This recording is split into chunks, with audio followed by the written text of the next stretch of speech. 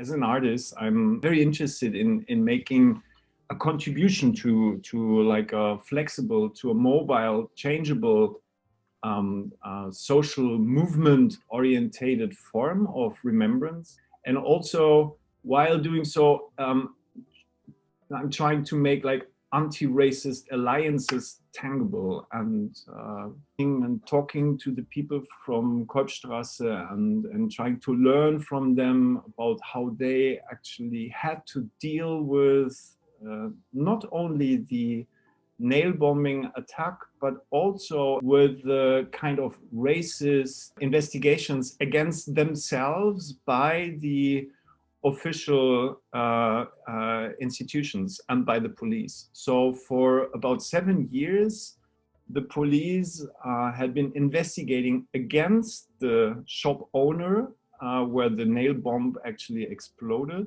With a very racist idea in their mind, they thought this is migrant-related community, so it would be quite obvious that this bomb has something to do with like drug traffic or secret money traffic or whatever. So that was like what the people in Keupstraße actually call the bomb after the bomb. And it's, for me, it was very important to learn how lost people felt after they had to realize that there is no one supporting them. With the author and writer Svenja Leiber, we invented this idea for an augmented reality-based house, a house that can no longer be attacked by Nazis and which continues to build endlessly into the future. So what you can see here now, so that's the Keupstraße Street, and that's exactly the house where the nail bomb actually exploded. And the whole idea of the memorial is to copy-paste the concrete slab from that very house and to place it at the entrance of the Keupstraße.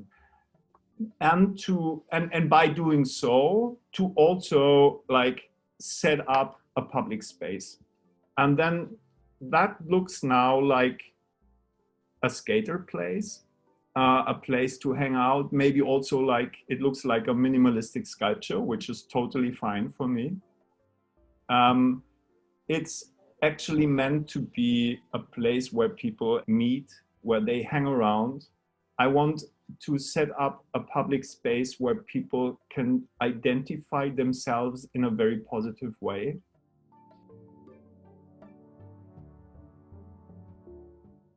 While being there, you can download an app on your smartphone. And through this app, by augmented reality, you will be able to suddenly see a virtual building growing along the geodata of the concrete slab. And the walls from that virtual building, in fact, are like movies, like in a Netflix stream or something like that. And you can, as a viewer, you can activate and watch the movies. So that's one part. The next part is that this whole thing is going to become a critical anti-racist archive, film archive, where, of course, there will be also movies about the history of the neo-Nazi terrorism in Germany since '89. But mainly, the main part will consist of movies that will be produced by people from the hood or by everyone else who wants to produce maybe even a selfie movie to upload like a small file where everyone is allowed and invited to speak up against racism. And this like as something, as a structure which leads more into the future than it relates to the past.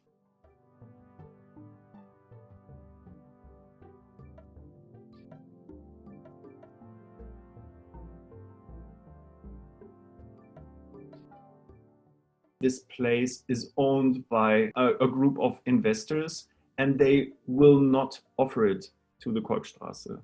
So what we actually do now is we demand the city of Cologne to rebuy this part of the site to make it possible to build the memorial there.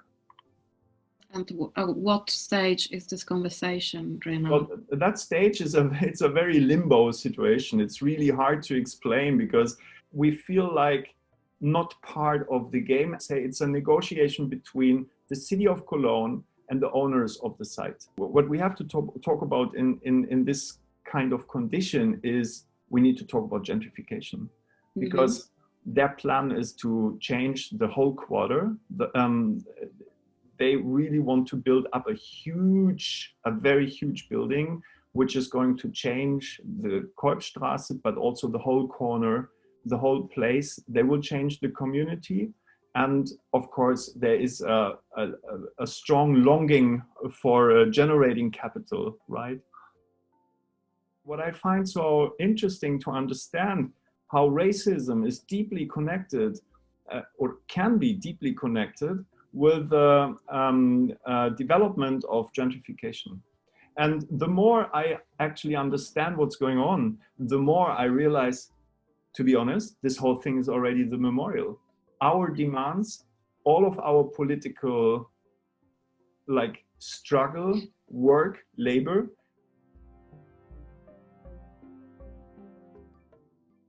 Instead of say I, you say we. And I also know that you collaborate with other people.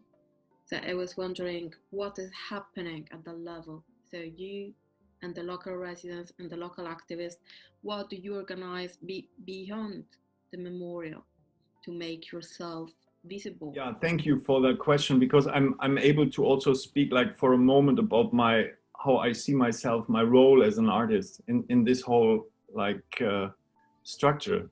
And I'm positioning myself next to who were under attack.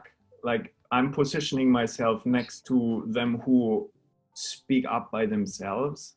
And I see my role as an artist to support these kind of demands and to support the struggle also. I'm really trying to understand what is also politically the next step. We founded, and I say we because it's a coalition of people with different backgrounds. We found an initiative to place our demands for the memorial. The Herkesin Meydani Platz für alle, so place for all, and Herkesin Meydani is Turkish and says place for everyone. We founded this initiative to set up also a space to call out and to speak about the demands, but also to orchestrate events and to already insist on this public space on that very corner at Keupstraße. And so to say, we started to create a series of events, and it's really beautiful to see how many people are actually showing up, already understanding the place as their anti-racist place, a place where they can also speak about and against racism.